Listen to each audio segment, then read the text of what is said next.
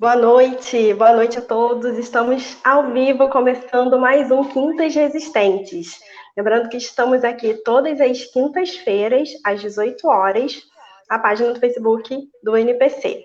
Hoje nós vamos começar o nosso programa de uma forma um pouco diferente. Vamos fazer uma homenagem, uma menção honrosa ao grande Sérgio Ricardo, cantor Sérgio Ricardo, que faleceu na manhã de hoje, uma parada cardiorrespiratória aos 88 anos.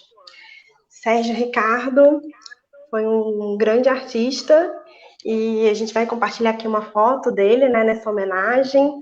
Eu vou ler carinhosamente alguns versos dele. Não tenho mágoas, não precisa vir me consolar. Mágoas são águas, vão para o mar. Trago lembranças, e essas eu não posso apagar. São herança do meu caminhar. Sérgio foi um importante artista da cultura brasileira, além de ter sido uma das principais figuras de resistência durante o período da ditadura. E até a gente gostaria de ler rapidamente um texto do amigo dele, Demerval Neto. Ele escreveu o seguinte: partiu nesta quinta, 23 de julho, o mestre e querido amigo e irmão Sérgio Ricardo, artista, criador de filmes, telas, canções e trilhas. Deus e o diabo na terra do sol, barra vento, a noite do espantalho, esse mundo é meu, ponto de partida, bandeira de retalhos e tantas outras. Transitou na bossa nova, na canção de protesto, no cinema novo, na pintura, na poesia, nos festivais da canção. Um dos nomes que construiu a música popular brasileira e colocou arte e política em sintonia num patamar que poucos conseguiram. Sérgio Ricardo, presente. Presente. Sérgio Ricardo, presente. Essa fica aí a nossa homenagem a esse grande lutador. Bom, seguindo aqui com o nosso programa, hoje, como de costume, nós vamos fazer também no final do programa sorteio. Hoje nós vamos sortear 2 camisetas produzidas, camisetas com foto do Marighella, que foram produzidas pela Ocupação Vitor Gianotti. Então, no final do programa, a gente vai fazer esse sorteio. Para participar, você já pode deixar seu comentário e, ao longo do programa, deixe sua pergunta, que no final nós temos um bloco de perguntas para o nosso convidado. E o convidado de hoje, ele foi eleito deputado estadual da Bahia, formado em Direito, advoga na área penal e a temas relacionados aos direitos humanos, em combate à violência, a perseguição às religiões de matrizes africanas, né? E filho de um dos militantes mais conhecidos contra o regime militar, Carlos Marighella. Carlos Augusto Marighella participou ativamente dos trabalhos da Comissão Nacional da Anistia e, atualmente, ele se dedica a projetos culturais, especialmente a criação de uma rede de memoriais, entre eles o Memorial Nacional da Anistia e o Memorial Marighella Vive. Obrigado por aceitar o nosso convite, Carlos Augusto Marighella. Seja bem-vindo aos Quintas Resistentes. Muito obrigado. Eu queria, assim, com uma coisa inicial mesmo, né, me associar a essa dor pela perda de uma figura incrível, né, como é o Sérgio Ricardo. Ele é uma pessoa assim, da minha geração, né, e que é uma geração que lutou. Né? Eu tenho muita alegria de dizer que conheci Sérgio Ricardo, quer dizer, conheci o trabalho dele, foi um trabalho inspirador. Todo mundo que lutou contra a ditadura, de alguma maneira, se identificou com os versos, com a poesia, com o trabalho de artista e cidadão brasileiro. É difícil a gente se lamentar assim quando uma pessoa morre, né? Mas é muito triste. Né? Eu quero me associar a essa lembrança de vocês e dar esse testemunho de que foi embora um grande brasileiro, uma grande figura.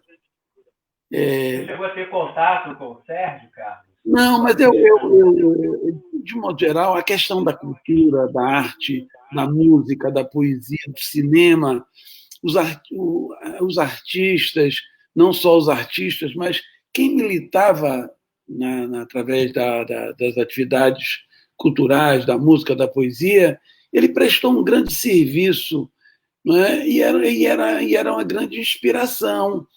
A gente que vivia naquele front, assim, que enfrentava a luta política de uma forma mais direta, mas a gente se valia muito do trabalho que os artistas produziam. E era muito importante e eficaz. Não é? Muita gente se motivou, se encontrou na poesia e da música mais força ainda para lutar contra a ditadura. E artistas como ele, mas não só ele, muitos outros, né? Caetano, Chico Buarque, enfim, eles foram muito importantes para que a gente, ao final, pudesse, digamos assim, se ver livre da ditadura. Né? Foi muito importante para a condenação à ditadura e os que deram golpe, os que apoiaram o golpe, se viram o tempo todo acossados por esse trabalho, às vezes silencioso, realizado por gente como o Sérgio Ricardo, inclusive. Né? É um momento digno de registro, esse que estamos aqui fazendo agora. Sim, mais uma vez, então, Sérgio Ricardo presente, e a gente espera que todo o legado dele para a nossa cultura nos renove nessa hora sombria que nós estamos vivendo, né? Mais uma vez, né? Claro. E a gente Verdade. buscar inspiração nesses nossos grandes heróis. Mas trazendo à mesa, né, o assunto, o nosso entrevistado que é você, eu gostaria então, Carlos, que você desde já falasse brevemente quem é Carlos Augusto Marighella, se você fizesse uma breve apresentação sobre você, sobre a sua vida, sobre a sua trajetória, por favor. Bom, vocês já disseram assim, já introduziram, né? Eu com assim uma marca inicial, eu nasci filho de Marighella, né? E é interessante porque eu já disse isso algumas vezes, mas um pouco pela minha história de vida, por mais singular que ela seja, que ela tenha sido, mas ela tem esses marcos da minha relação com meu pai, né? Então, eu nasci em 1948, no ano exatamente em que o Partido Comunista é cassado, os parlamentares eleitos na Constituinte de 45 e que assumiram em 46, eles são cassados, e antes da cassação vem a cassação do registro do Partido Comunista. Então, vocês imaginem, né, em 1947, 48, supostamente vivendo num momento de democratização do país, né, o país vivendo um processo de elaboração de uma constituinte que durou bastante tempo no Brasil, perderam o Partido Comunista foi um partido poderosíssimo, que expressava uma missão, que era uma coisa muito interessante, que era dar ao trabalhador brasileiro, e isso era no mundo todo, uma representação, né, parlamentar.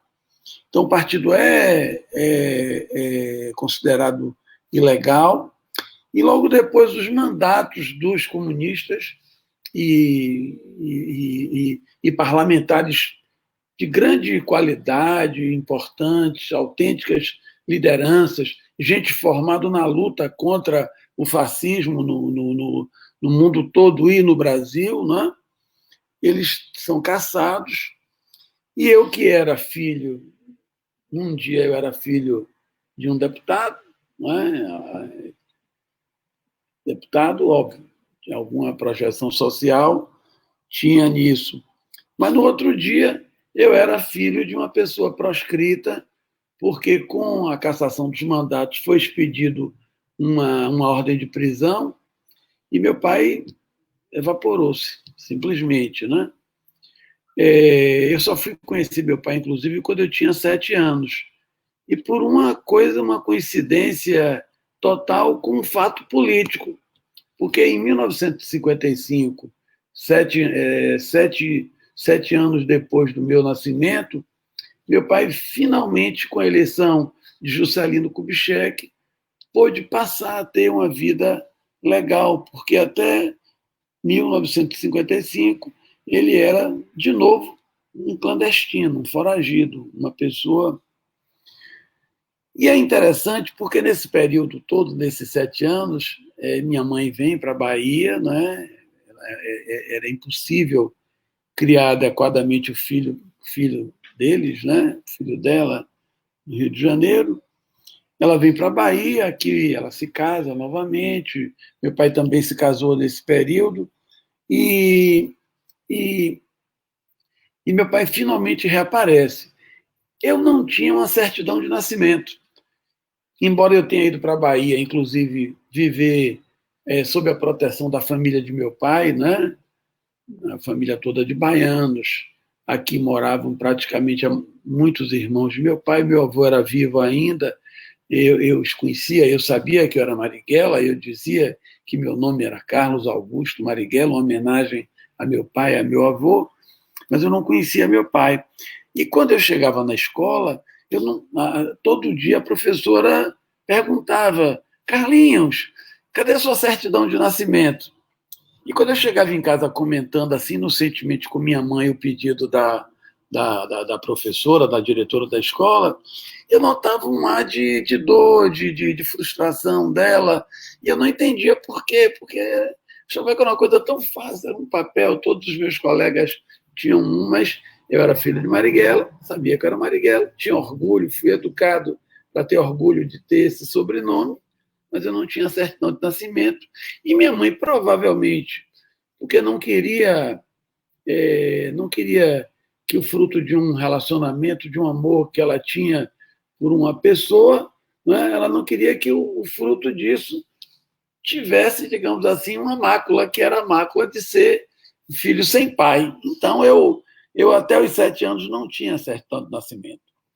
E aí, em 56, já com os comunistas voltando a viver uma vida semi-clandestina, né? Porque era incrível. A democracia no Brasil sempre foi uma coisa meio de Araque. Era democracia, tinha eleição, mas gente como Carlos Marighella não podia se candidatar a vereador. Já vem de longe esse problema, então, né? Viu? Então, não podiam, eles, os comunistas, não podiam se candidatar. Não é? Era uma democracia de Araque mesmo, mas era a democracia possível. Por isso que uma das grandes lutas dos comunistas no Brasil ganhou essa característica de luta pela liberdade e, de certa forma, você pega uma pessoa como meu pai, ele é um símbolo da luta contra as ditaduras no Brasil, porque ele enfrentou a ditadura Vargas, anos e anos de prisão, 6, 7, 8 anos de prisão, e depois vem enfrentar a ditadura militar, que são de 64, que são processos, digamos assim, contínuos, e a gente vive até hoje. Porque se a gente pensar direitinho, o Brasil tem essa dívida consigo próprio. Nós precisamos decidir como é que a gente quer construir, que tipo de sociedade que a gente quer construir, em que atmosfera. Se é numa democracia, com amplas e totais liberdades, ou se a gente vai viver com essa espada sob o nosso pescoço permanentemente, né? Porque é estarrecedor que século XXI, o Brasil do tamanho que é, ainda haja alguém que possa dizer que a ditadura possa fazer algum bem ao país. Não é? E, é claro, isso não é só porque muita gente diz isso ingenuamente, é quase um ato reflexo de desesperança. Mas preciso que as elites do país, né, as elites intelectuais, econômicas, as pessoas que efetivamente têm domínio sobre o país, decidam, decidam, não é? E que nós todos nos enganjemos numa luta que, ao final, indica que a nossa opção mesmo é viver num regime de liberdade e democracia, porque isso é o que pode fazer, nos dar a possibilidade de construir um país assim, um país do tamanho que o Brasil merece tudo. Mas então a minha história tem isso. Eu em 56 vou conhecer meu pai, foi um momento assim extremamente alegre. Ele era mais ainda do que eu imaginava, no sentido humano, pessoal, alegre, brincalhão, carinhoso. Eu há pouco tempo li uma carta de meu pai e fiquei assim impressionado, né? Ele tratando de minha vida pessoal. Eu era um menino bem traquino, assim. Imagine, menino, criado sem pai até os 7 anos, como filho de comunista, e com toda essa responsabilidade, porque quando você é Marighella, também você herda essas inimizades todas. Felizmente, menos inimizades e mais admiração e carinho e respeito das pessoas. Mas então eu não era muito fácil. E aí eu vi uma carta de meu pai recentemente, vi uma carta de meu pai para minha mãe, dizendo assim, um negócio tão fofo, né? Eu amo meu filho mais do que as pessoas imaginam. E você imagina meu pai vivendo aquelas responsabilidades, porque no período que vai de 55 a 64, Marighella foi cada vez mais se tornando uma figura notável, cada vez mais ele foi crescendo como liderança internacional, mas representante do Partido Comunista no fora do Brasil, inclusive, né? E com muitas responsabilidades, o Partido Comunista, inclusive, foi crescendo em importância.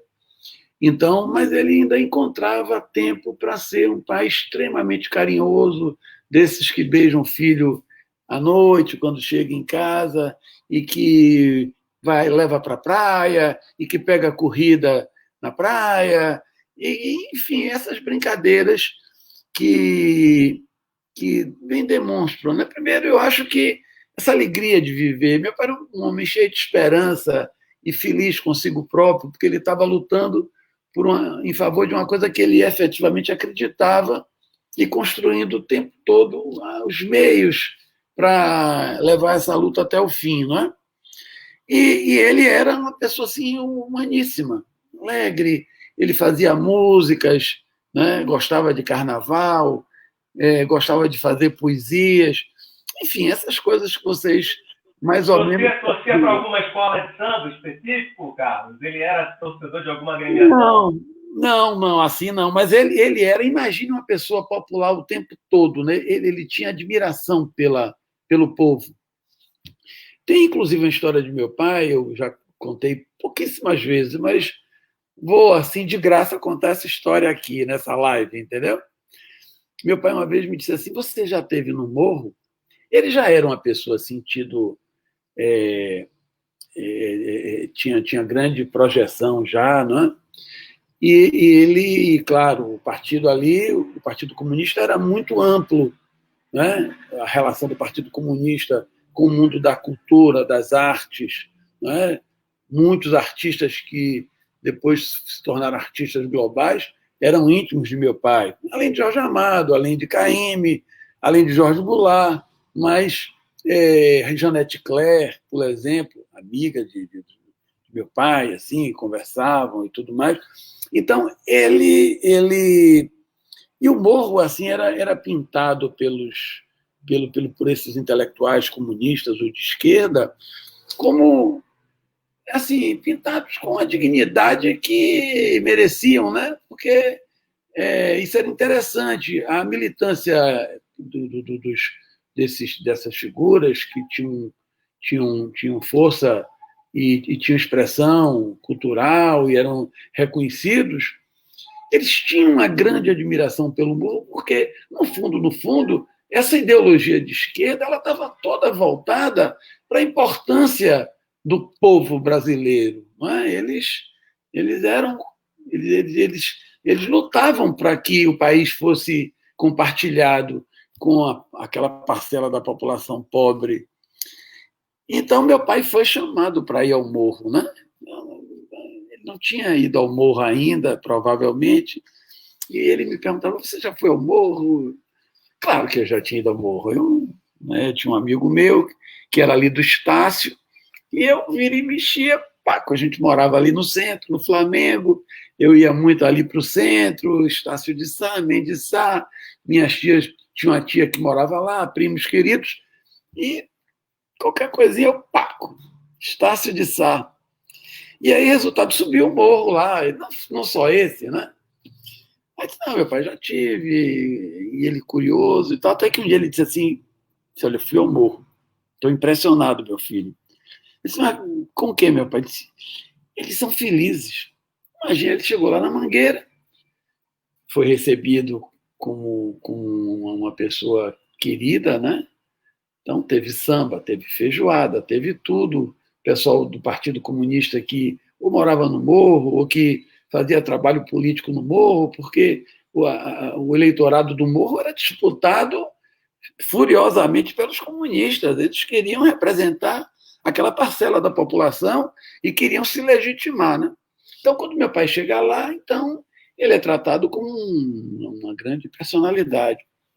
Mas ele ficou surpreso, porque ele imaginava que as pessoas do Morro fossem felizes, porque, assim, pessoas que ganhavam um péssimo salário, pessoas que passavam fome, pessoas que tinham que se esforçar muito para ir ao trabalho, para voltar do trabalho.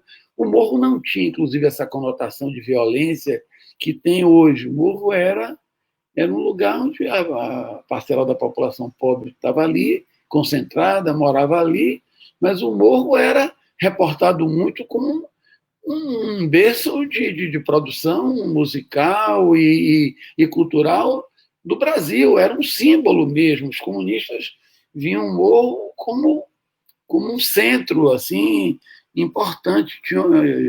Eles tinham orgulho de representar aquela parcela da população, né? Então, resultado, ele imaginava ali, inocentemente, que o Morro era um lugar de pessoas assim, de pessoas que sofriam, né? Sofredoras, que moravam naqueles barracões de zinco que as músicas falavam, né? Barracão de zinco, né? Sem telhado, sem pintura, lá no Morro. Barracão é bangalô. Então, ele chega lá e vê aquela coisa esfuziante, as mulatas, os sambas e a feijoada, e todo mundo contente em recebê-lo lá. Ele voltou impressionado, a cabeça dele deu muitas voltas. E eu me lembro de uma frase dele, que eu só fui compreender um pouco bem depois, quando eu fiquei maduro, já adulto, né? Aí ele disse assim para mim, ali, conversando, ali, disse: mas para você ver, né? Felicidade é uma coisa que a gente faz do tamanho que quer, porque ele viu que o pessoal do Morro era feliz e podia ser inexplicável, mas eles construíram aquela felicidade. Eles eram felizes porque queriam ser felizes. E isso deve ter sido uma grande identificação para meu pai, porque meu pai, que era um homem sofredor, anos e anos de cadeia, balas na perna esquerda, anos de clandestinidade, mas ele era de uma alegria e de uma felicidade transbordante. Você conversava com ele e se sentia contente de viver e saía com muita vontade de viver melhor e fazer mais coisas ainda, né? Carlos, desculpa te interromper. Só para você pode continuar, né, falando sobre esse momento da sua vida. Eu já queria que você emendasse falando também sobre o início da sua militância. Que você começou a militar ainda muito jovem no movimento estudantil. Aí você pode compartilhar para a gente como é que foi esse início? Sim, com certeza, porque, na verdade, vou vou abreviar isso aí para... Então, eu vivi com meu pai ali. E, entretanto, né, meu pai, assim, essa relação dele com ele, pessoal, assim, ele não era de querer fazer minha cabeça, no sentido político, né? Eu estudava, tive boas escolas, ele me inspirou muito em relação às leituras. Na nossa casa, nós morávamos num apartamento aí no Flamengo, que era um quarto-sala. Eu dormia na sala, meu pai dormia com a Clara no quarto, propriamente dito, do quarto-sala. Era um apartamento assim bem montado e tal, mas era um quarto-sala. Meu pai era um líder internacional do Partido Comunista, mas nós morávamos num quarto-sala do Flamengo. Meu pai era avesso à ostentação, ele era uma pessoa muito... cultivava isso, não é? Mas a nossa casa tinha um telefone e tinha uma estante de livros, mas com milhares de livros. E meu pai me obrigava, praticamente me estimulava, me cobrava leitura. Então eu li, e essa leitura realmente me fez uma pessoa muito maior ainda, não é? Porque eu li todo tipo de literatura, a literatura infantil, o Partido Comunista tinha uma publicação, tinha uma linha de editorial extensa. Então, aquilo realmente me fez, a minha cabeça me fez descobrir o Brasil, descobrir o mundo. E essa vida eu levei até 64, quando finalmente, naquele dia fatídico, né, vem a ditadura e, mais uma vez, por um evento político, minha vida sofre muitas mudanças. Eu tive que voltar para a Bahia, porque era impossível continuar vivendo no Rio. Fui expulso da escola, vivi o drama claro, e as pessoas se afastavam de mim, né? Ninguém queria que o filho brincasse com o filho de Marighella, uma pessoa procurada, estampada nos jornais como terrorista. Quando meu pai foi assassinado, os jornais estamparam comunista, tenta reagir à prisão e tal, e a polícia é obrigada a baleá-lo, e mostra a foto dele algemado numa cama no pronto-socorro, né? E eu tenho que voltar para a Bahia. Então, cada momento de minha vida é vinculado a isso. Então, era natural que eu, em algum momento, decidisse, e decidi assim um pouco por conta própria, eu decidisse enfrentar a ditadura, e o modo próprio que eu encontrei foi minha adesão ao Partido Comunista. Era fácil se opor à ditadura, porque a ditadura, além do fato de todos esses conteúdos e tudo mais, mas era um fato negativo muito presente na vida das pessoas. Eu mesmo fui estudar numa escola onde meu pai estudou aqui na Bahia, o Colégio Central, que era uma escola pública de alto nível, como eram, de modo geral, as escolas públicas do Brasil ainda naquela época, porque a partir da ditadura a escola pública foi se degradando, porque eles fizeram uma reforma de ensino que visava, inclusive, desconstruir todo aquele cidadão que a escola pública do passado estava construindo, não é? Então, eu fui para essa escola, e era uma escola assim, tida como escola de liberdade. Você não era obrigado a ficar na sala de aula, os professores se mobilizavam para dar aulas extras, falar de coisas que não eram do currículo, tipo sociologia, enfim, os professores faziam isso espontaneamente, inclusive, criavam cursos próprios dentro da escola. E eu me interessava muito mais pelo esse ensino extracurricular do que... não era exatamente um bom aluno, né? Mas exatamente no ano que eu entrei na escola, eles fecharam a escola, colocaram um bedel na porta, você era obrigado a entrar com uma fardinha dentro do... militarizaram a escola, o central, né? E deu para perceber que aquele tipo de escola que eles queriam impor para um jovem cheio de sonhos, como nós éramos, porque o jovem brasileiro daquele período sonhava com muitas coisas. O Brasil era um país do futuro, o Brasil era um país da música, da bossa nova, de muitas coisas, e de repente tudo isso é suprimido e o Brasil passa a ser o país do Big Brother em que você era vigiado o tempo todo e punido o tempo todo, e você podia ser expulso da escola, e você podia não ter acesso ao emprego, enfim, um horror. E eu, então, decidi, efetivamente, não só decidi lutar, me impor, meus colegas todos eram convergentes com essa ideia, eu influenciei muitos, mas também fui influenciado por muitos deles, e, e, e, e finalmente entrei no Partido Comunista, ali nos anos 67, 68, não é? Antes do meu pai ser assassinado. Então, acompanhei todo esse processo já como militante político. Não é? A esquerda se dividiu, com uma parte da esquerda optou pela luta armada. Meu pai foi um dos grandes, convocou a esquerda para essa luta, né? E a outra parte acreditava que a forma mais prática seria, efetivamente, construir sindicatos, trabalhar com formas legais que parecia, ao mesmo tempo, também bastante eficaz. No fundo, essa é uma questão mal resolvida até hoje, que eu ouço muitas vezes as pessoas falarem que essas duas formas estavam em oposição uma contra as outras. Isso não é verdade em absoluto. Eu até queria aproveitar, Carlos, e jogar essa pergunta para você, né? O que você acha da questão da luta armada, né? Porque o que leva um grupo de pessoas, como foi o caso do seu pai com a ANL e vários outros grupos que decidiram, né, por essa opção, o que leva um grupo de pessoas a entrarem nessa questão de fazer uma resistência armada, né? E o que você pensa a respeito disso? É bom, isso é um dos assuntos mais interessantes e que eu acho que é um assunto pouco debatido, não é?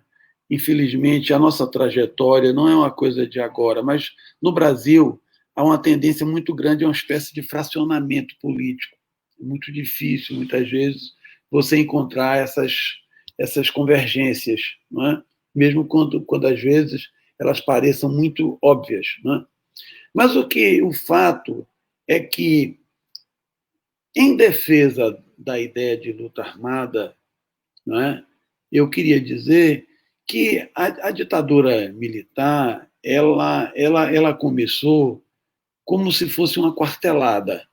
Ela começou como se fosse um gesto de reação, né, de um grupo de militares.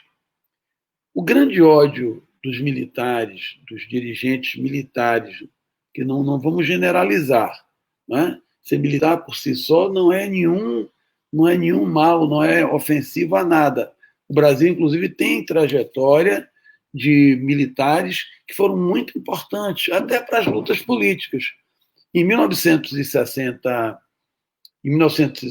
por exemplo, houve uma eleição em que o Partido Comunista e os setores progressistas à época apresentaram um candidato que era o Lott, Henrique Teixeira Lott, que era um general, era um marechal já, ele chegou ao último grau de promoção militar. E ele era um general, um marechal e um militar legalista, ele queria democracia, ele tinha uma posição nacionalista, queria desenvolver o Brasil, queria que o Brasil, ou seja, em total convergência. Não é? Ocorre que, em oposição a Lott, sempre houve dentro das Forças Armadas um grupo que nós chamávamos de entreguista, e isso é totalmente verdadeiro, porque era um grupo que sempre imaginou que uma aliança, ou seja, entregar o Brasil à esfera de domínio dos Estados Unidos era uma vantagem. Eles viam o Brasil, como até hoje veem, de uma forma com antolhos. Eles veem o Brasil com óculos de lentes que tem um buraco muito fino. Então, eles não veem o Brasil amplamente. Não é? E isso a gente vê hoje, como é que essa casta, né, que sucedeu àquela outra, mas que tem um domínio formal sobre as Forças Armadas, como é que eles aplaudem o fim da Petrobras, como é que eles aplaudem o fim da Embraer, ou seja, como é que eles aceitam efetivamente um caminho que não cria nenhuma perspectiva para o Brasil. Né? Mas o que é verdade é que eles deram um golpe falando que iam convocar as eleições, que o Brasil não ia ter nenhuma interrupção daquele processo de democracia, mas, no final das contas, o que eles queriam era não cumprir a palavra de jeito nenhum e foram progressivamente, ao mesmo tempo que foram aprofundando os mecanismos de repressão e que foram determinantes para matar de vez qualquer esperança de redemocratização do país, eles foram crescendo, começaram a matar. Primeiro foram os processos judiciais. Meu pai, inclusive, foi julgado no IPM, acusado de colaborar com forças estrangeiras, enfim, né, contribuir para desarrumar o país. Né? Então, eles começaram com os julgamentos. Depois, eles passaram para a cassação dos direitos políticos, os atos institucionais. Depois, começaram a matar. O que eles queriam, efetivamente, porque a população não aceitava aquelas péssimas novidades que eles queriam apresentar. Tudo muito parecido com o que a gente vê agora. Né? Eles assumem o poder imediatamente, querem acabar com os direitos trabalhistas, querem acabar com as liberdades, e eles vão crescendo até que eles começam a matar, porque como a população não é tola, não aceita essas ideias, então eles têm que impor um processo de intimidação para evitar exatamente essa reação. E foi o que aconteceu naquela época. E eu próprio, jovem à época, percebi isso.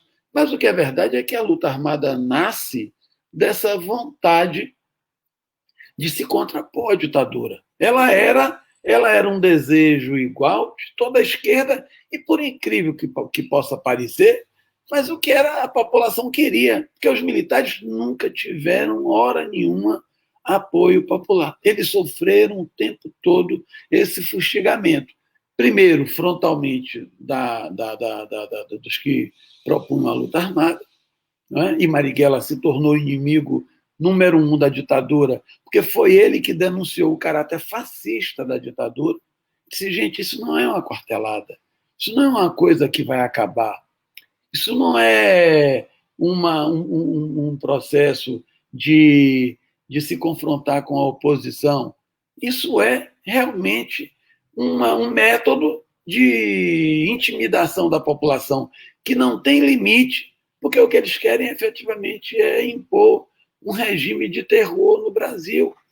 E quando eles foram desmascarados, porque eles nunca diziam isso, então Marighella entrou no índex.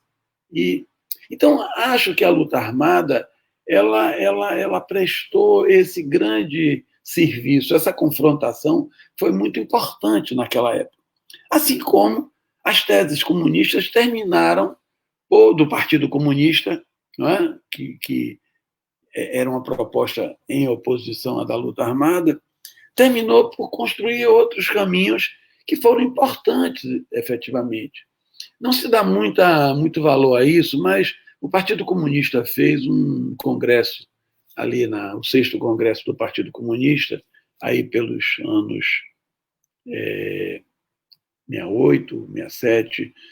Então, o Partido Comunista tirou uma resolução no seu congresso que era a proposta que deveria unir a sociedade brasileira em torno do fim da ditadura, com convocação de eleições diretas, com o fim da Lei de Segurança Nacional, com o fim da censura à imprensa e com a convocação de constituinte e eleições livres para presidente da República e para...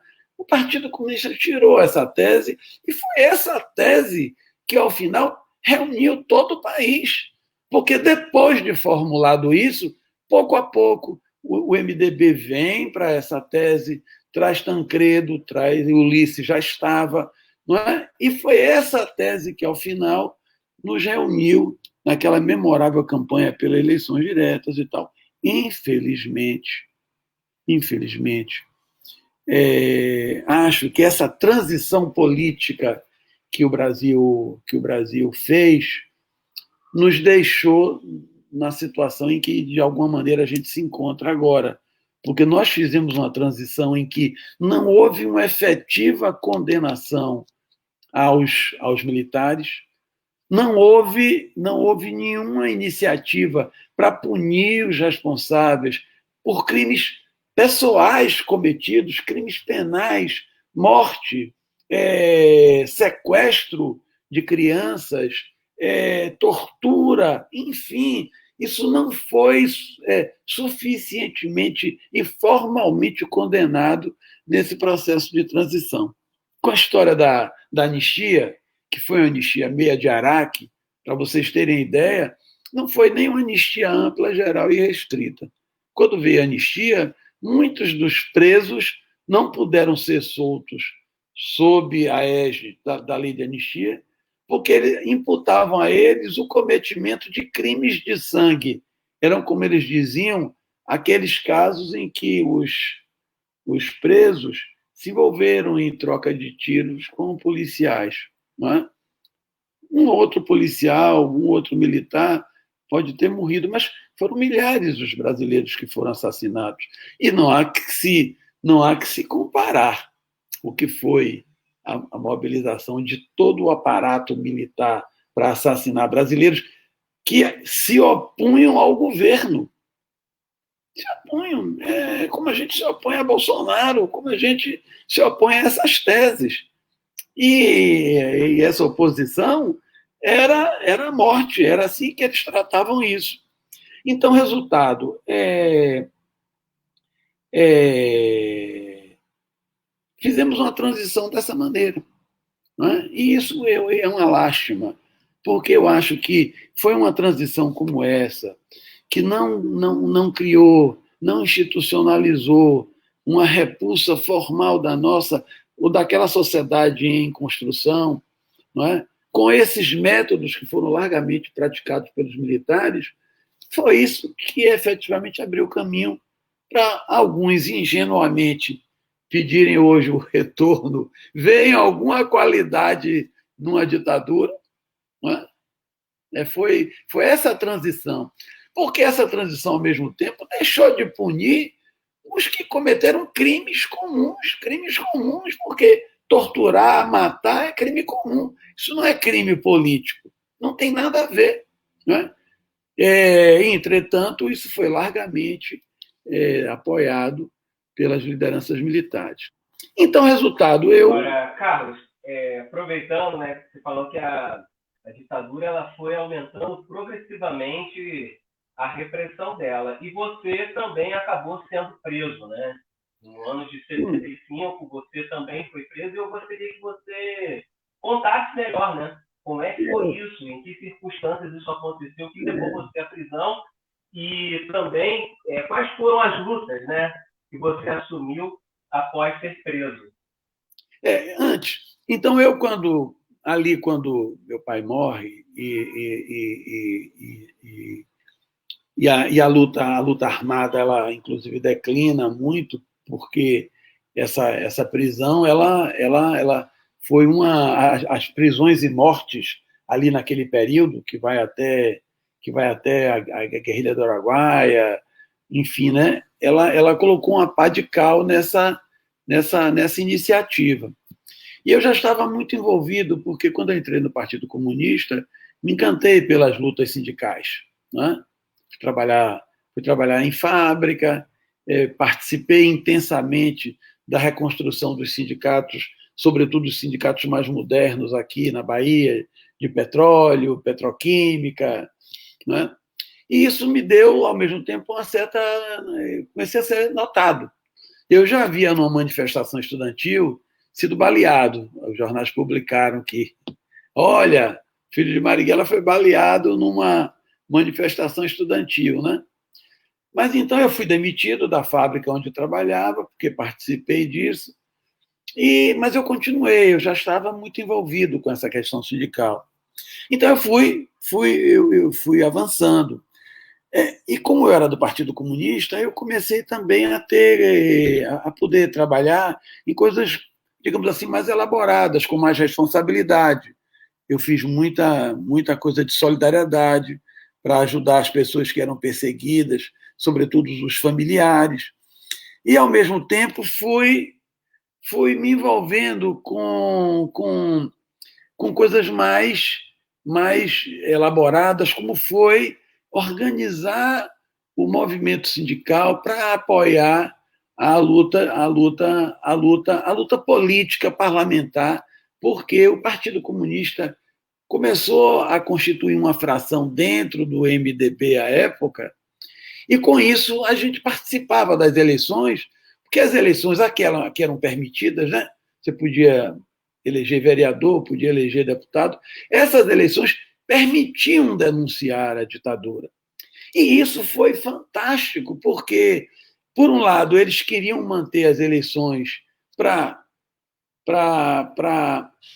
se legitimarem perante o mundo, haja visto que mesmo os países que apoiaram a ditadura no Brasil, os países da Europa e os próprios Estados Unidos, eles não viam com bons olhos porque isso se confrontava com a opinião pública lá da Europa, da França, da Itália e dos Estados Unidos, inclusive.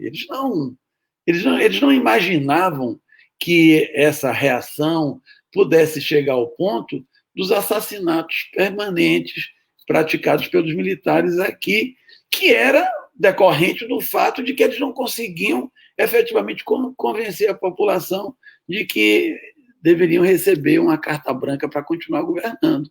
Eles eram muito questionados o tempo todo. Então, quando chega em 75, nós chegamos num momento assim crucial, porque esse movimento, que era um movimento de oposição através da arte, da cultura, da reconstrução dos sindicatos, da mobilização de uma parcela do MDB, porque boa parte do MDB era desista, fazia uma oposição de Araque, não é? Mas muita gente do MDB fazia uma coisa consistente. Eu me recordo, inclusive, que um deputado que eu votei nele, uma determinada época aqui da Bahia, ele era deputado federal, Chico Pinto, um cara maravilhoso, né? Incendiário, discursos incríveis, ele era ouvido assim com emoção por multidões nas campanhas eleitorais, né? Então, o Chico Pinto estava na Câmara e os militares levaram Pinochet na Câmara, porque eles tinham maioria lá, estava lá o Sarney, estava lá o Maluf, estavam esses caras todos, né? Então, eles levaram o Pinochet na Câmara Federal para conhecer o parlamento. Quer dizer, o Pinochet deve ter tido assim um frisson de alegria, porque ele não imaginava que isso era possível. No Chile não era possível. No Chile era campo de extermínio no estádio, matavam todo mundo. E aqui não, os militares tinham um parlamento para poder compor a sua história de carochinha ali, né? E aí eles levam. E aí o Pinochet, entusiasmado com aquilo, ele não apertava a mão de deputado, nunca apertou a mão de deputado, saiu, foi para o plenário para apertar a mão dos deputados, né? Aí pega o Sarney, pega o Antônio Carlos Magalhães, pega o Maluf, pegam aqueles criminosos nossos todos e se abraça, dá beijo. E aí ele vê Chico Pinto, né? Aquela figura assim, ele aí avança para Chico Pinto e estende a mão, né? Aí Chico Pinto se afasta, diz, não aperta mão de ditador, por favor. Gente, eles caçaram o mandato de Chico Pinto, porque Chico Pinto se recusou a apertar a mão do Pinochet. Foi um dos momentos mais gloriosos da minha vida como eleitor. Tá entendendo? Eu votei naquele cara, aquilo ali me encheu de orgulho. Eu descobri que achei que eu estava certo mesmo, porque foi para isso que eu votei no Chico Pinto, tá entendendo? Mas a verdade é que esse processo ele permitia isso. E foi esse processo que nos levou até a uma derrocada final da ditadura, mas nós vacilamos na questão da transição. Porque na transição nós apoiamos uma lei da anistia que foi construída para também anistiar os militares que cometeram crimes que eram imprescritíveis, crimes que são crimes comuns, que não têm efetivamente inspiração política. Não é? Matar não pode ser um método político. Não é? Então, resultado, e ali a gente, sem saber, alegres, felizes e satisfeitos, apoiamos essa lei da anistia. Por isso é que é importante, e eu ali, ao longo daquele período, fui me dando conta do equívoco que havíamos cometido e passei a me dedicar a uma determinada época da minha vida a isso. Eu havia sido preso. Essa minha prisão, inclusive, ela está completando agora nesse mês de julho, foi em 1975, então são 45 anos das prisões que foram as últimas prisões. A última foi o último processo de prisão de opositores. E, curiosamente, essas prisões se dão no momento em que se vislumbrava já o fim da ditadura militar. Porque o Geisel se elege como aquele dos últimos presidentes, mas ele se elege com a bandeira, ele tornou público que a tarefa dele era a distensão lenta, segura e gradual, que era o eufemismo que eles usavam para dizer que a ditadura tinha que acabar. Tinha que acabar sob o controle deles, mas tinha que acabar. Né? E aí a esquerda, sobretudo o partido, inclusive assim, não comemorou cedo demais, porque para nós que estávamos aqui no Brasil, o Partido Comunista tinha uma direção internacional, né? Prestes estava em Moscou, mas em Paris se reuniam e tudo mais, e ninguém percebeu que estava em curso uma transição controlada e que essa transição ela tinha como meta acabar com a ditadura, mas impedir que o Partido Comunista tivesse qualquer, não só o Partido Comunista, mas a esquerda toda como um todo, pudesse ter qualquer ganho nesse processo. Isso era a meta. Né? E isso, infelizmente, foi o que se deu, porque nós fizemos uma transição sem eleições diretas, fizemos uma transição sem punição aos agentes públicos que cometeram crimes, fizemos uma transição sem que os crimes da ditadura fossem apurados, porque até hoje eles são negados. Não é? Eles são negados. Mesmo os atuais comandantes militares, eles negam esses crimes de uma maneira ou de outra, pelo silêncio, pela falta de colaboração para que essas apurações se dêem e pelas reuniões e atos que eles promovem de promoção de criminosos, como é o caso da promoção do Brilhante Ustra, que foi o responsável pelas prisões do Partido Comunista em 75 e, aliás, responsável pelas nossas prisões aqui na Bahia. Né? E responsável, inclusive, com apoio ao evento que resultou na morte de Herzog. Herzog morre em 1976, exatamente no contexto desse acerto de contas que eles estavam fazendo, que era a eliminação ou a neutralização daqueles opositores com quem eles não queriam de nenhuma maneira compartilhar, mas que, na verdade, foi a esquerda quem suportou o maior ônus pelo enfrentamento à ditadura. Então, resultado, eu fui preso em 75. Parece incrível. Eu digo, parece incrível porque muita gente imagina e encontra razão na repressão pelo fato de que opositores estavam armados e pregando a luta armada contra a ditadura. Mas as prisões de Herzog e todas as prisões ocorridas naquele período no Brasil todo não tinham nada a ver com isso. O partido organizou a população para lutar pelos meios legais possíveis. Entretanto, isso não impediu que todos os dirigentes comunistas que estavam aqui do Partidão foram assassinados. Né? Então, resultado, aqui na Bahia ela teve uma conotação que eu conheço bem, digamos assim, porque hoje eu sei que foi um processo semelhante que ocorreu em todos os estados. Né? Mas aqui na Bahia, eles triaram, fizeram um arrastão e identificaram cerca de 300 pessoas. Eu estou dando esses números para vocês verem o que é 300 pessoas que tinham algum vínculo com o Partido Comunista foram triadas, foram visitadas com mandatos, sem mandatos. Dessas 300 pessoas, eles prenderam 48 pessoas, inclusive eu, e essas pessoas foram levadas para um lugar clandestino, um centro de tortura clandestino.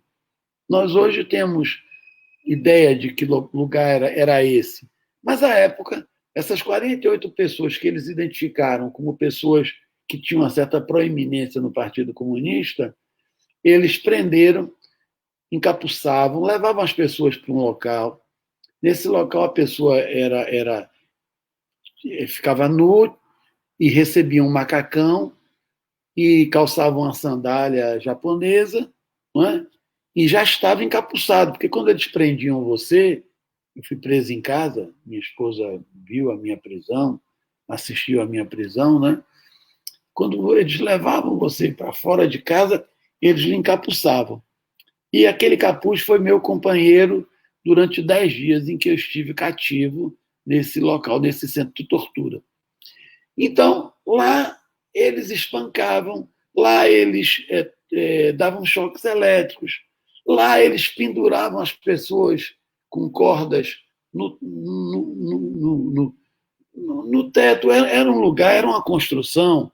Hoje a gente imagina, e tem até quase certeza, que era um quartel que estava em construção, ainda em construção, não tinha nada nesse quartel. Não é? Então era um lugar ermo, inclusive muita coisa semi-construída. Então eles amarravam alguns por cordas nessas colunas, nessas cumieiras. Não é? E as pessoas dormiam ali ao relento. E eles montaram um centro de choque elétricos e que eram dados com maquinetas. Não é? Então, durante 10 dias, essas pessoas foram torturadas nesse local. Com o brilhante Ustra, que nós não conhecíamos, comandando tudo. Lá ele se identificava como professor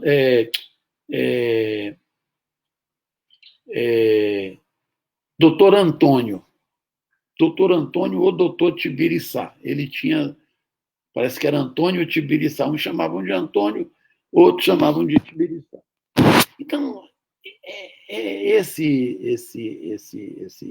brilhante Ustra, além de participar intensamente das torturas físicas, né, que nos foram infligidas, ele próprio, isso eu percebi no capuz, ele próprio arrancou com um alicate o bigode de uma das pessoas presas.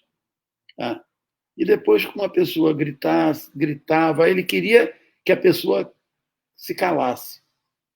Né? Era um dos nossos companheiros que chegou lá reclamando que tinha sido sequestrado, que aquilo ali era ilegal, que não tinha mandado de segurança e tal, exigindo. Ele aí, você ouvia a pessoa falando e você sabia quem era que estava falando aquilo, pela voz. E aí, ele, em seguida, a pessoa começa a gritar E ele aqui puxa o bigode, aqui ele puxa o bigode, e a pessoa começou a gritar, devia ser uma experiência pavorosa, né? E no final ele comemorou, disse: arrancar o bigode sempre funciona, aprendi isso com a KGB. Enfim, esse era o tipo do herói de Bolsonaro. Esse é o herói de Bolsonaro. Esse é a personalidade militar que os nossos comandantes militares protegem. E é gente como essa que são homenageados quando eles se reúnem no dia 31 de março para se abraçar e se cumprimentar efusivamente. Ora, infelizmente, a gente continua tendo em nosso convívio pessoas doentes, que têm funções importantes na nossa República e que a gente precisa definitivamente afastar do nosso meio, porque a gente não pode construir o país que a gente imagina que quer construir, que é digno de construir, com essa gente podendo fazer isso impunemente, sem receber qualquer tipo de reprimenda ou censura. Não é? Pois bem, então Carlos, diga. só você pode concluir e já responder a uma próxima pergunta, que a gente está falando da questão da anistia. Para você, como é que teria sido possível, como seria possível construir essa reabertura democrática do país sem anistiar os crimes dos militares? Em toda a América, nós tivemos ditadura militar, porque isso era um processo de luta política mundial, não é? Toda a América Latina sofreu ditadura. Mas você vai pegar países como Chile, como Argentina, como Uruguai, todas elas puniram militares. Não é? Sobretudo puniram por esses crimes, que são crimes que não são passíveis de serem perdoados. Não é? Que é crime penal, matar uma pessoa é crime. Não é? E matar uma pessoa por vontade própria é crime. Então, isso seria o modo prático, é o modo, inclusive, que o direito internacional determina, não é? As convenções que o Brasil é signatário, enfim, isso é lei. Então, realmente, isso não foi feito assim, não é? Não era... E, ao final, isso criou, inclusive, todos esses problemas que a gente vive. Porque essa moldura que a gente precisa para educar a população em relação e conscientizar a população em relação à ditadura, isso não foi enfrentado. Né? Não foi enfrentado. Então, resultado, isso terminou levando a um processo de anistia que foi conduzido imperfeitamente. Ao final, a anistia ficou parecendo que era alguma coisa destinada a fazer uma reparação monetária dos perseguidos, das vítimas, né? E desconhecendo que as demandas dos perseguidos são várias, e não é só essa. Não é? Inclusive, o direito que as vítimas têm a sofrerem os benefícios que a justiça determina e permite, não é? E, inclusive, o direito à revelação da verdade, porque fica parecendo que as pessoas que foram vítimas, de fato, cometeram crimes. O país não conhece largamente todas as circunstâncias em que essas vítimas sofreram, inclusive assim, corpos de familiares que nunca foram enterrados, que é uma grosseira violação do direito personalíssimo que temos, não é, de enterrar os nossos mortos. Não é? Então, não há direito não há direito de enterrar e de prestar homenagem aos mortos. Não há direito em conhecer as circunstâncias que esses assassinatos aconteceram. Há muitos casos, há uma série de coisas que mitigaram, mas Eu conheci muitos casos de pessoas que levaram anos e anos, como eu, para terem um certificado, uma certidão de nascimento, porque o pai morreu sem que a criança tivesse sido registrada, e eles ficaram anos e anos com isso. São muitas situações extremamente desagradáveis que cercam isso. Não é só. E por fim, não é? Por fim, a gente cometeu foi cometido contra essas pessoas um grande crime também, porque perdemos também o direito à memória, não é?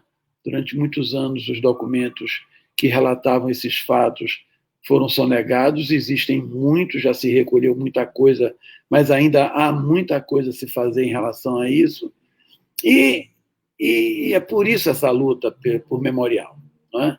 Por isso essa luta, como nós temos, inclusive na Argentina, temos e temos desses países que passaram por processos semelhantes. Carlos, antes de fazer a próxima pergunta, que é sobre esse assunto, né, dos memoriais, eu queria lembrar a todos que estão nos assistindo que podem deixar seus comentários, podem deixar suas perguntas. No final a gente tem um bloco de perguntas e, enfim, a gente comenta também, relê, né, os comentários. E no final a gente faz o sorteio a partir desses comentários. Hoje nós vamos sortear duas camisas com a estampa do Marighella, que foram feitas pela ocupação Vitor Gianotti. Carlos, a próxima pergunta é justamente sobre o que você estava falando, sobre os memoriais, né? Que atualmente você tem um trabalho no projeto da rede de memoriais, entre eles o Memorial da Anistia e o Memorial Marighella Vive. Eu queria que você comentasse um pouco sobre esse trabalho dos memoriais, falasse um pouco da importância, como é que é feita essa pesquisa, essa organização do acervo, se ele é digital, se ele está disponível, e já complementasse também falando da importância de resguardar essa memória social. É isso. Então, o processo que é enfrentado no mundo todo é a criação desses memoriais, né? Isso é uma coisa antiga, mas nós temos o Museu do Holocausto, em que se busca conscientizar a população para os horrores que foram esse extermínio de judeus, não é? Nós temos, inclusive, atividades memorialistas são muito comuns. Então, era natural que aqui no Brasil a gente pensasse em se criar um memorial e, de fato, se a partir de 2008 se empreendeu aqui, ainda no governo Lula, se empreendeu essa iniciativa de se criar, em Minas Gerais, um memorial que, de alguma maneira, retratasse essas lutas. Então, foi uma ideia muito interessante. Eu me lembro que, à época, foi criado uma espécie de comitê da sociedade civil, que era um comitê que colaborava no sentido de dar apoio à criação desse memorial, mas, infelizmente, quando Dilma sai, o memorial não estava construído e acredito mesmo que seja muito difícil retomar esse projeto, porque praticamente se perdeu fisicamente muita coisa daquilo que foi construído. Mas não só eu, mas o que é verdade é que a gente também aprendeu muita coisa nesse processo. E se desenvolveu a ideia de que a gente poderia efetivamente criar uma rede de memoriais, porque a luta contra a ditadura foi uma luta que mobilizou gente de todo o Brasil. Se você vai procurar, claro, o centro do xadrez político do Brasil, ele sempre foi concentrado no eixo Rio-São Paulo.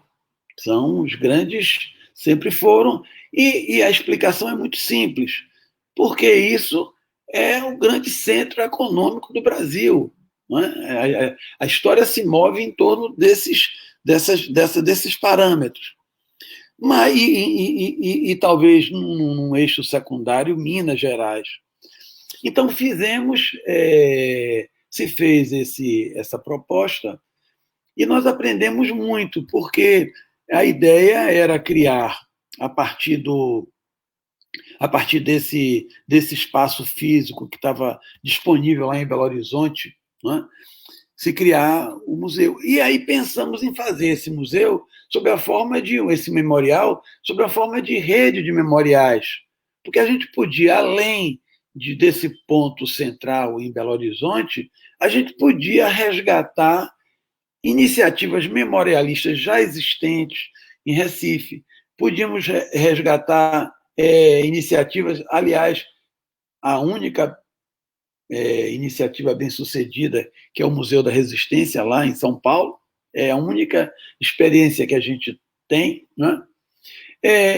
E nós temos em Recife, nós temos isso em Curitiba, nós temos resistência à ditadura, e com algumas especificidades, e com heróis anônimos ou não, em todo o Brasil. Então, efetivamente, eu me dediquei, e tenho me dedicado, continuo me dedicando, à ideia de construirmos essa rede de memoriais, que aqui na Bahia teria como âncora o memorial Marighella Vive, que era a ser construído na casa onde meus avós moraram e da qual meu pai registra em muitos momentos uma história, um vínculo com essa casa, com esse local, né, perto da escola onde ele estudou, e que nós gostaríamos que esse local fosse tombado para se tornar um local onde a gente não só pudesse desenvolver atividades educativas voltadas para a educação da juventude, né? Mas também onde pudesse serem depositados aquelas coisas que se conseguiu recuperar ao longo desse período, porque, em relação ao meu pai, a política oficial sempre foi no sentido de apagamento. É como se quisessem que Marighella não fosse efetivamente lembrado de nenhum modo, o que, entretanto, tem se revelado uma missão impossível, porque Marighella está vivo e ele pode ser visto sempre, porque em todo canto que eu vou, sempre tem uma bandeira, Marighella vive, sempre tem alguém lembrando dele, e sempre Marighella é música, Marighella é poema, Marighella é filme, não é? E é impossível efetivamente apagar da memória da nossa juventude, sobretudo, uma pessoa com tanta atualidade que fala coisas sobre as quais a gente precisa refletir, inclusive hoje. E se a gente quiser efetivamente construir um Brasil do qual nós todos nos orgulhemos, tem que ser um Brasil como aquele Brasil que Marighella pensou. E tem que ter heróis que sejam heróis como ele que inspirem como ele. Ou será que o herói do Brasil tem que ser um Ustra da vida, tem que ser um torturador? Não é? Eu acredito firmemente que é exatamente o oposto. Então, para isso os memoriais servem. Não é? Para isso os memoriais servem. Nós estamos... Esse problema da memória, ele convive eternamente com esse defeito que eu apontei aqui, não é? Porque, na verdade, uma das negações à memória que a nossa sociedade tem, ela decorre desse método de transição que foi feito. Esse método de transição ele foi feito para fazer com que a população se esqueça que a gente teve ditadura, não é? E para que a gente se esqueça dos crimes que foram cometidos contra a ditadura. E gente como Marighella é sempre um confronto direto contra essa ideia, né? E por essa mesma razão a gente precisa criar essa memória, a gente precisa fazer com que essa memória ela se institucionalize nos memoriais, e a gente tem que, inclusive, através desse trabalho, instituí-la como ela é de fato, porque Marighella é um dos milhões de brasileiros que se opuseram à ditadura, que resistiram à ditadura e que sonharam com um Brasil melhor, um Brasil incrível. Não é? Agora, Carlos, é muito legal que você praticamente falou aquilo que a gente ia perguntar sem a gente precisar perguntar, né? A gente acertou no roteiro, isso é bom. O acerto do nosso roteiro foi muito bom. Mas a gente já quer reforçar, né, para quem está assistindo a gente aí, manda a sua pergunta, porque essa é a última pergunta que a gente vai fazer para o Carlos, e logo em seguida vamos entrar com o bloco de perguntas dos nossos participantes, das pessoas que estão assistindo ao programa Quintas Resistentes de hoje. Então, deixa aí sua mensagem, deixa a sua pergunta para ele, vai ser um prazer a gente estar colocando aqui as perguntas de vocês. Mas a última pergunta que eu e a Jéssica a gente queria colocar para você aqui é justamente sobre a cinebiografia do seu pai, né, que é uma adaptação do livro do jornalista Mário Magalhães, né, Marighella, o guerrilheiro que sediou o mundo, e foi dirigido pelo Wagner Moura. O filme já foi lançado no mundo todo, já teve várias datas para estrear aqui no Brasil, mas não foi lançado até agora, né? A gente não sabe quando é que a gente vai assistir. Aí veio a questão da pandemia, já estava agendado para estrear no Dia da Consciência Negra, então está uma verdadeira, um filme que está virando uma novela. Mas eu queria saber, Carlos, se você chegou a ter acesso ao filme, se você chegou a assistir alguma coisa, se você acompanhou a produção do filme e o que você achou, né, do resultado que você viu, caso você tenha visto já, caso você tenha acompanhado o que foi feito. Olha, primeiro é o seguinte, somente uma pequena correção.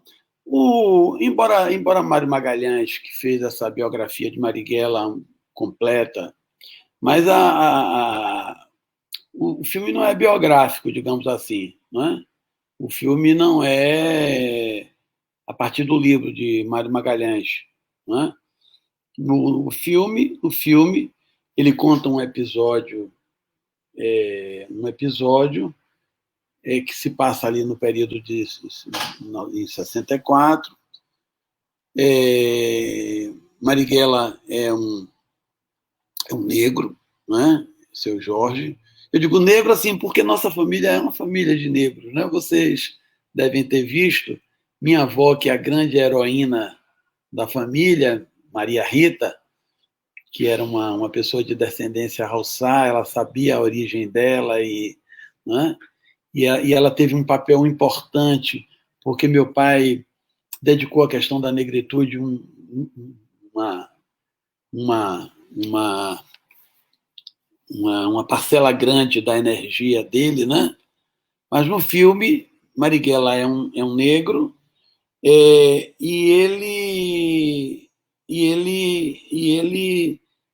ele é uma criação. Na verdade, o que Wagner Moura queria era associar Marighella à questão da negritude, que é uma ideia genial, porque tem tudo a ver, não é? Então, e é totalmente fictício, é uma ficção.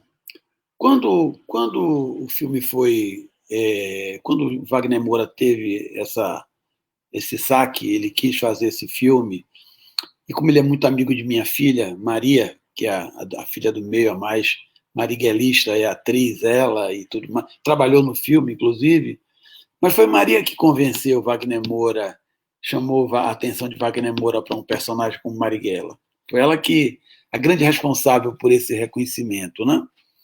Então, ele veio me procurar, porque tem aquelas formalidades de autorizações e tudo mais, né? E ele me disse ali, no primeiro dia que a gente conversou, que ele queria fazer uma coisa que fosse cinema, fosse uma ficção, não era um documentário. E eu concordei de pronto, por muita razão. Eu sofro muito com esse apagamento de Marighella, né? Eu sofro muito por essa tentativa de impedir que Marighella seja conhecido da juventude, seja conhecido do povo brasileiro. E isso é permanente. Meu pai só pode ser conhecido para atacá-lo como uma pessoa violenta. É isso que eles querem, né? E, claro, um filme é uma coisa fantástica, né? Porque é um filme, todo mundo vai saber que Marighella existiu, e Wagner Moura, inclusive, ele foi possuído pelo personagem, porque ele se tornou, inclusive, uma pessoa que, ao enfrentar toda essa reação dessa direita raivosa contra a produção dele, ele pôde perceber com mais força ainda a dimensão da pessoa que ele estava retratando no filme dele. E vocês vejam, ele agiu com muita coragem, com muita determinação o tempo todo, não é? E não é de outra maneira, porque Marighella ele está vivo exatamente por isso. Ele está vivo porque a gente está aqui fazendo uma live sobre Marighella. Eu estou aqui falando de meu pai, mas falando, inclusive, com o coração de militante político, não só de filho apaixonado pelo pai, né? Então, resultado, o filme por isso é fantástico. E eu, sinceramente, nunca quis assistir o filme. Já fui convidado algumas vezes. Não quis assistir o filme porque também eu não quero que alguém pense que o filme é fruto de alguma interação comigo, entendeu? Então claro, eu dei uma entrevista longa, mais de uma entrevista para contar um pouco as coisas que eu sabia sobre meu pai e tudo mais. Conversei até com o roteirista, mas nunca vi o filme porque o filme, na verdade, e eu acho que esse é o grande mérito do filme, é Marighella visto e contado por um cineasta que tem fantástico, que é muito respeitado, inclusive, pelos jovens, ou seja, por esse público com quem a gente quer conversar. E é muito bom que ele trace essa imagem de Marighella, porque eu acho que essa é a imagem que a gente quer para Marighella. Se a gente quer que ele seja atualizado, seja visto com atualidade, é bom que, além desses cascudos comunistas, como é o meu caso, mas que ele seja visto e retratado por gente jovem com outra visão de mundo. Então, eu, inclusive, não vi o filme porque realmente eu não quero que alguém diga, inclusive pense mesmo, que qualquer intervenção da família se deu nesse processo. Mas o filme, que eu não vi ainda, eu tenho certeza que é um grande filme, porque, sobretudo, ele levanta esse véu de silêncio e maldição que pretendem colocar sobre Marighella, né? Marighella já é música, Caetano fez uma música dedicada a ele, já é música de Mano Brown, uma das mais lindas músicas que eu já vi.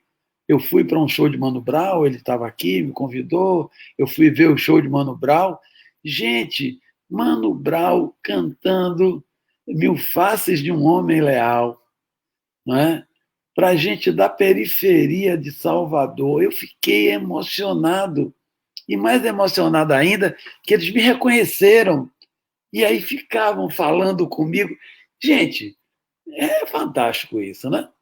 Então, quer dizer, mas isso tem que ser de Mano Brown, tem que ser de Wagner Moura, porque é assim que a gente vai levantar esse véu de silêncio e maldição, e é assim que gente jovem vai conhecer Marighella, e a gente vai poder definitivamente conquistar corações e mentes para essas bandeiras que Marighella continua, através de outros jovens, continua erguendo aí uma bandeira de brasilidade, né?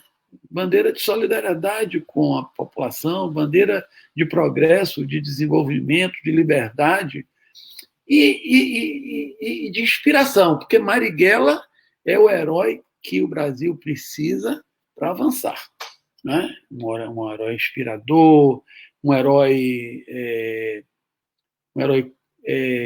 com vontade de ser brasileiro, um herói um herói coerente o tempo todo, né? Que é isso que a gente precisa, inclusive, para a política.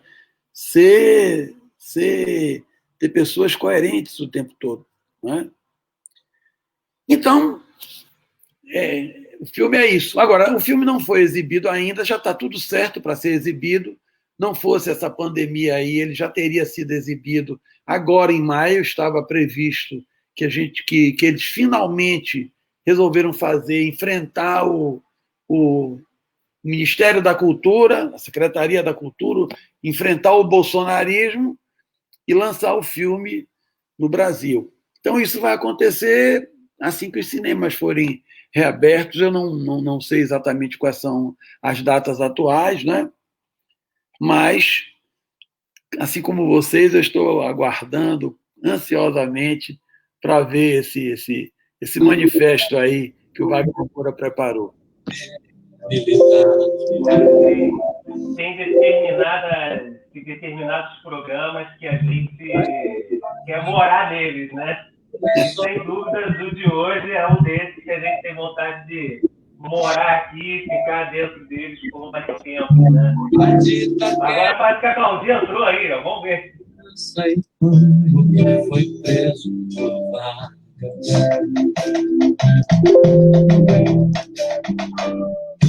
depois por Magalhães, por fim pelos milicos. A música de Caetano.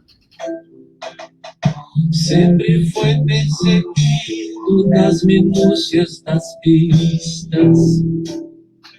Corrupção. Sempre foi perseguido nas minúcias das pistas. Não que os seus inimigos estivessem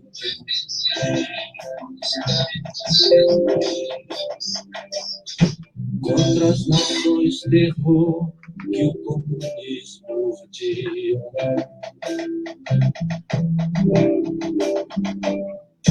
Mas por maus interesses de poder e dinheiro,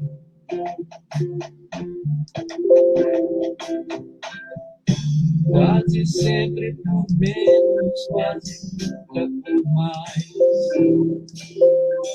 Os comunistas guardavam o sonho. Os comunistas. O baiano morreu, eu estava no exílio.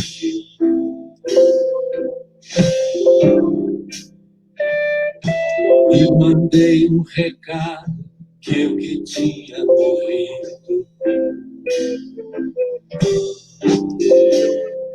E que ele estava vivo, mas ninguém entendia.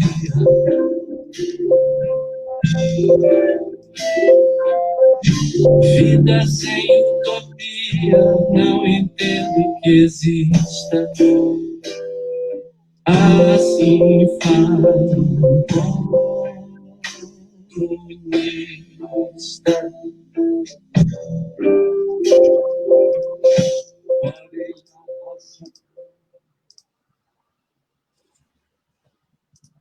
Aí a Claudinha entrou e colocou então o trecho da música que o Caetano fez, né? Marighella. Valeu a pena esse registro aqui no finalzinho já do programa. E aí, Carlos? Então, e aí é isso, né? Tivemos aí uma ilustração, inclusive, de como o artista, né? A gente tem que ter muito orgulho dos nossos artistas, porque eles enfrentaram a ditadura. Não é à toa que foram exilados, não é à toa que foram censurados, não é? Mas os artistas brasileiros se opuseram à ditadura de todas as maneiras e, claro, da mesma forma que falamos aqui do Sérgio Ricardo, queria também falar de Caetano, né? Ele foi um grande... Foi muito importante nessa luta, né? Ele é uma pessoa muito politizada. Eu acho ele um dos artistas mas inteligentes, né? E não é à toa que ele, com a idade que tem, ainda está produzindo coisas fantásticas como ele produz ainda, né? E, é claro, e a vida dele é um testemunho do que foi a repressão, não é? Mas isso não querem que os nossos jovens saibam de fato, não é? Mas a perseguição aos artistas foi uma das coisas mais odiosas que, por si só, já mereceria uma condenação desses que patrocinaram o golpe militar. E não só os militares, que nós tivemos muita colaboração civil, e essa, inclusive, é a razão mais persistente dessa recusa em permitir que a sociedade saiba a verdade. Porque tem muitos, muitos, muitos bacanas que, inclusive, já aderiram às nossas ideias, que colaboraram com a ditadura, né? Jornalistas que foram figuras relevantes em redações de jornais e, e artistas também, né? E artistas. Então, toda vez que se remexe nisso, sempre aparece algum fato relevante e que está sendo, o que foi sonegado do brasileiro, né? Então, realmente, essa luta pela anistia, a luta pelos memoriais, a luta pela memória, a luta pela verdade, é uma luta atualíssima, atualíssima. E eu quero aproveitar para... Vocês são jovens, né? É interessante que vocês estejam fazendo esse tipo de trabalho. Então, eu já 72 anos, não tenho muita energia, não tenho tanta energia assim, tenho muita vontade, mais vontade do que energia, mas eu vou passar a bola para vocês aí, viu? Vocês precisam continuar essa luta aí. Que bom, vamos continuar. Aqui no Quintas, você falou da perseguição, né, dos artistas. Aqui no Quintas Resistentes a gente já recebeu alguns artistas, já conversamos sobre esse tema, falamos com a Cecília Boal, com o Noca da Portela, com o Paulo Giardini. Então, é um assunto recorrente aqui no nosso programa. E quem quiser assistir os programas anteriores, é só ir lá na página do NPC. Vamos ler agora alguns comentários antes de fazer o sorteio.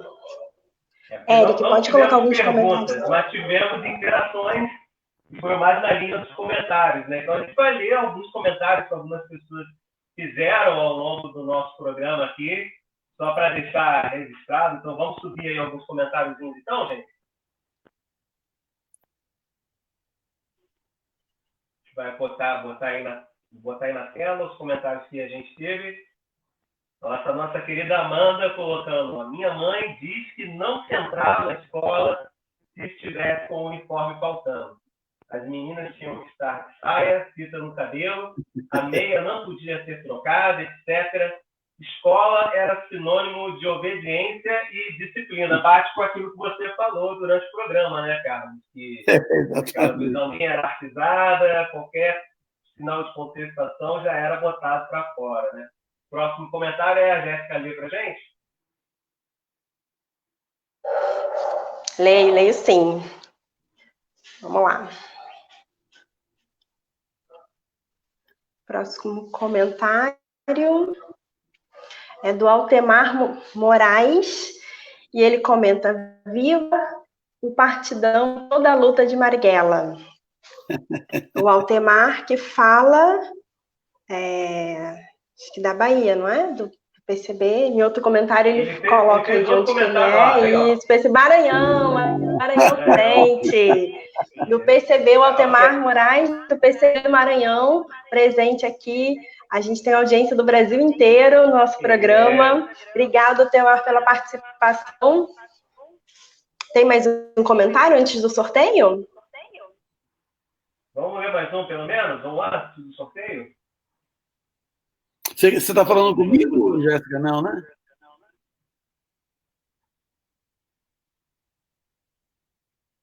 com o Eric, que o Eric fica nos bastidores, dando esse suporte pra gente. E aí ele que coloca os comentários ali na tela, ele está ali selecionando mais um. E aí, logo após esse último comentário, a gente vai fazer o sorteio, que vai ser o sorteio de 2 camisas com a estampa do Marighella, que foi feita pela ocupação Vitor Gianotti, aqui no Rio de Janeiro. Não temos mais nenhum comentário, então vamos para o sorteio.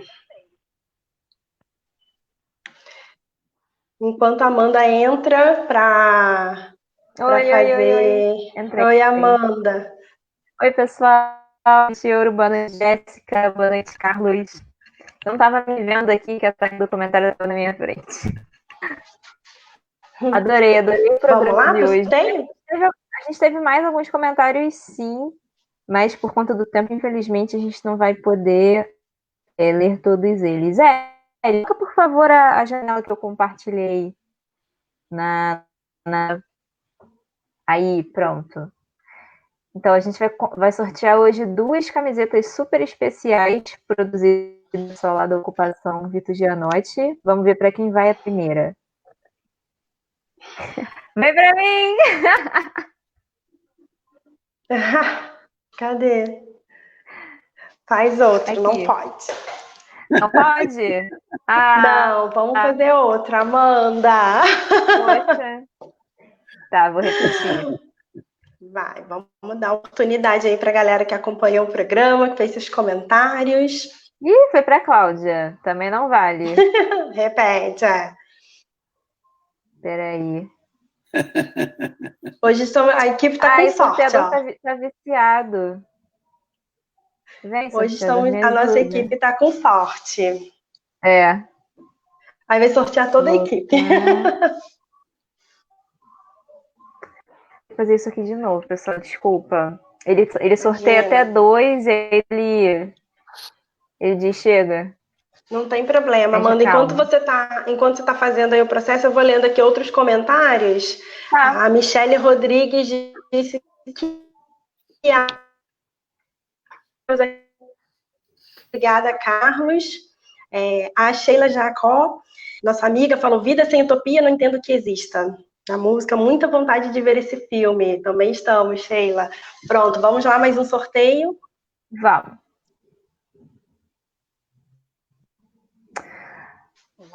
Saiu pro Núcleo Piratininga. Bom, eu acho que a gente gente, hoje. Eu acho que a gente pode, de repente, deixar para o Carlos escolher para quem vai, já que o sorteador... Não dá para tentar mais uma vez o sorteador? Dá para fazer mais uma, não dá? Dá.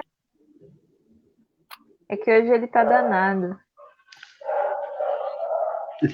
Hoje ele tá nos presenteando. Mas já foi uma ótima. Tô surpresa que ele ainda não escolheu o euro. Hoje. Rapaz, olha, vou sugerir. Podiam sortear aí Altemar Maranhense, tá entendendo? Aí, viu? Não falei? Então. Pronto. Então, Altemar do Maranhão, do PCB do Maranhão. Altemar Moraes já foi um ganhador. E o outro foi eu. Para variar. Gente, estou aqui com o sorteador hoje. Que isso, menino? Me ajude. É assim mesmo. Ao vivo é assim mesmo. Então, a gente só vai sortear mais uma camisa. A primeira já foi escolhida aqui, sorteada pelo nosso convidado. Então, Altemar Moraes. Eu fiz assim, aí bateu. Gente, aleatório. Tem problema. Só tá dando a gente hoje. Pronto. Sortear. Foi? Gente, de novo, ele tá travando no perfil do núcleo. Então, abre aqui, Amanda, abre por favor os comentários, já que tem poucos, aquela lista de comentários, e aí o Carlos escolhe um número, e aí a gente já resolve o sorteio. Tá. Número 7. Aí só tem que dizer o número 7, já escolheu. Número 7, vamos ver quem é. Que aí já resolve. Sim. Visualizar. Ó. Número 7 é o Rafael Cardoso. Pronto. Então, o Altemar Moraes e o Rafael Cardoso são os ganhadores do sorteio de hoje. Muito obrigada, Carla, por esse apoio técnico. É assim mesmo. Rafael Cardoso. É Cardoso, né? Rafael Cardoso. Isso. E Altemar Moraes. Cardoso. Obrigada, Amanda. Parabéns Obrigada aos ganhadores. Entraremos em contato em breve. E vamos encerrar aqui o programa de hoje. Carlos, muito obrigada pela presença, muito obrigada pela disponibilidade e generosidade em compartilhar aqui sua história, a história do seu pai. Nós agradecemos muito a sua participação. Bom, eu quero me despedir de vocês sugerindo que vocês leiam esse livro aqui, ó. Qual é o livro? Esse livro aqui, ó. Chamamento ao Povo Brasileiro. É um livro de contextos de meu pai, né? Esse livro é um livro muito interessante, porque ele foi concebido exatamente para mostrar essa atualidade, né? Nos textos que foram escritos. Então, eu quero recomendar. Está muito, muito bem trabalhado, muito bem escolhidos os textos que, ao final, foram selecionados. E eu acho que é uma leitura indispensável para conhecer um pouco mais de Marighella, por ele próprio. Ai, maravilha. Obrigada. Obrigado por vocês todos, pelo trabalho que vocês estão desenvolvendo, por terem me convidado, não é? E vamos em frente. Viver é lutar, viu? Viver é lutar. Vamos. Obrigada. Vamos em frente. Quem quiser assistir novamente essa entrevista ou assistir as entrevistas anteriores do Quintas Resistentes, pode acessar nucleopiratininga.org.br/Quintas Resistentes. Nesse endereço a gente coloca todas as entrevistas, tem todas as entrevistas do Quintas Resistentes, e essa entrevista de hoje com o Carlos também vai ficar disponível. nucleopiratininga.org.br/Quintas Resistentes. E a gente agradece também a todos que participaram conosco no programa, nos acompanharam, que enviaram seus comentários, e na semana que vem, quinta-feira, às 18 horas, nós estamos de volta, e dessa vez para conversar com o ex-jogador de futebol, Zenon. O tema vai ser a democracia corintiana, a resistência no futebol e no esporte. Então, aguardamos todos vocês na semana seguinte. Valeu, galera!